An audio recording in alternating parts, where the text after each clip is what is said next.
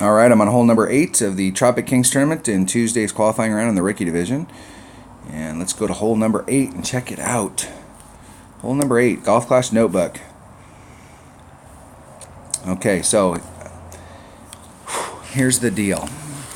Normally, if you're playing in Tour 7, so if you're playing from the Pro Tee, you're playing from back here, the green's up here, I'm trying to get my ball to come out into this area so that it clears the tree so that I can do a rough bump. And from out here, you're looking at your long iron. And you get a pretty nice little look at the rough bump. And it doesn't really matter. You'd have to bring, and a Saturn doesn't have enough backspin. The pin is so close to the edge here that there isn't enough room to try and backspin this onto the hole. So, I don't normally try and backspin. Every time I come here, I try and do the rough bump. So if you're out in this area coming in, like I said, you're going to be in your long iron range. If you get caught in behind these trees where you're out here, and these trees are definitely in play, then you're going to have to bring it around the trees. And anytime you have to add curl, it's going to diminish that shot. But you can still get on if you're behind the trees. It's just going to make your shot a lot tougher. So if you're playing from the Pro Tees, I play this a lot with a quarterback from the Pro Tee. And what I'm looking for is my ball is going to look like this. And then I'm applying curl to bring it back out into this opening. And you have to do this shot kind of blind. You got to set the shot up, and then when you're applying the curl, you've got to rely on that curl to bring you back around, but not get you in this rough out here. So you gotta have faith, and you have to shoot those shots quite a bit in order to get it out there. I do prefer hitting this shot with a little bit bigger ball and a QB as opposed to hitting it with an extra mile, because an extra mile doesn't have as much curl. So if if you are hitting from the Pro Tees and you've got a higher developed or a probably like level 4 higher Apocalypse, you're going to be able to achieve a better result than you would with your extra mile just because of the curl. In rookie, however, I'm not going to go over here because this is a tougher shot. What I'm going to do is land on this fairway area and try and bring my ball out to this shadow. And from this shadow coming in, it's going to be a short iron shot. And so I'm going to be using my Hornet to get onto the green, doing a rough bump with my Hornet. Let me plug my device in before I forget and end up shutting down while I'm in the middle of a video or in the middle of a shot. So the tough part about this shot out here is that from the angle that you're at from the green here coming out, it's this angle. So when you do your first landing spot, you need to put on a little bit of side spin in order to bring it back into this fairway area. But if you put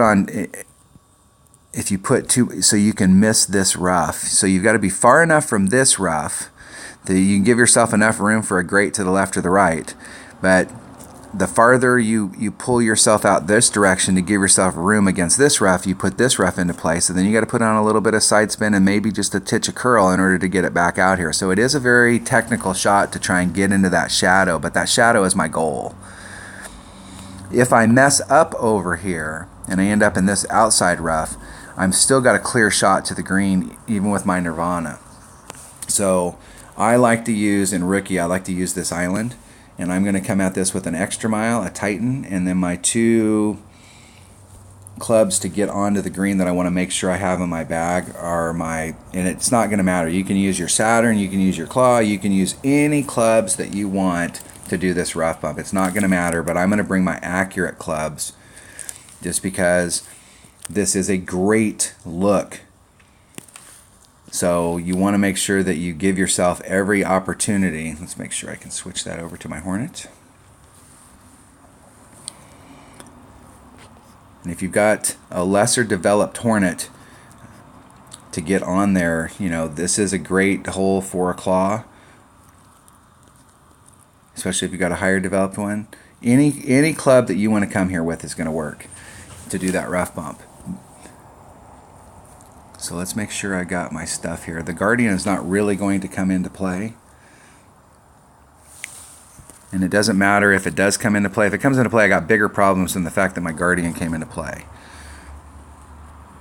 But if we're doing a rough bump, the Guardian's going to work just as well as any other club.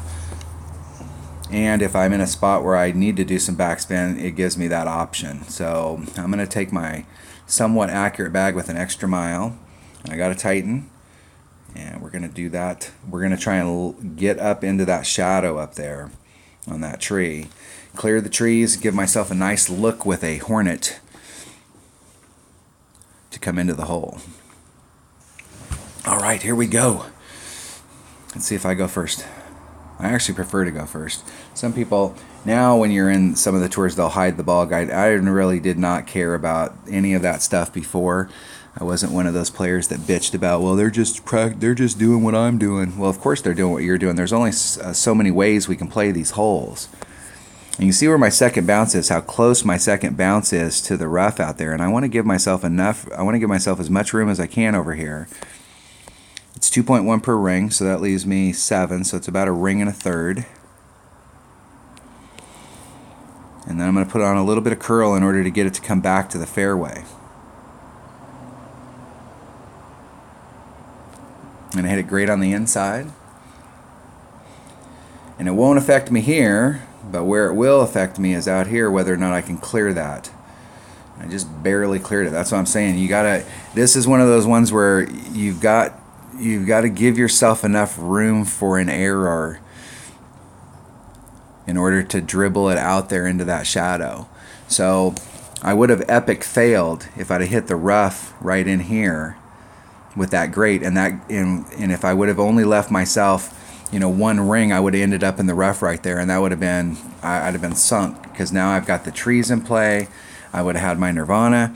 It would be a very difficult shot. And this is definitely not a hole, and in that area is definitely not a hole that I want to try and do any overpower. If your clubs cannot get you out there without doing overpower, then you need to go to the shot to the left. There's too much stuff going on down there that what you really want is to set your ball up and really focus on trying to hit perfect. Okay, so I want to be in this area right here with my white ring on the second cut of the rough. And then just dial it into the hole. Okay, 2.6. I am at max club here. Sorry I didn't show you the red line stuff, but I'm going to do a max adjustment.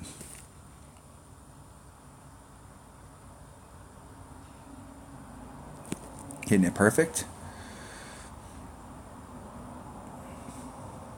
Just missed it on the inside.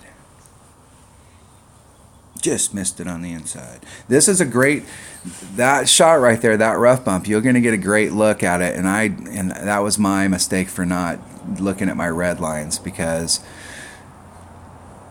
I was probably in between max and mid.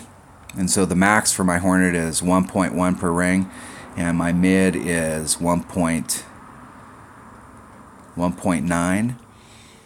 And so 1.9 would have, when you're in between like that, sometimes when I'm right dead center in the middle between my mid club and my max club, I'll hit my Hornet at 1.5, and that's just because I've hit my Hornet a billion times.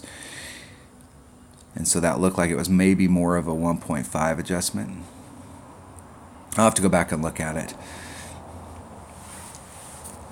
But you can give yourself that close look every single time you're on this hole. But that drive shot's scary. That drive shot's very, very critical in order to give yourself the look at it. You've got to set it up right to give yourself the best opportunity. And the main thing is that you don't want to end up in the rough on that first fairway pad. Okay, even if you make a mistake and you get past that first fairway pad and it jumps forward and it ends up in the rough, like our opponent blew through the rough out there. If they would have got stuck in the rough, they still would have had a shot to the green.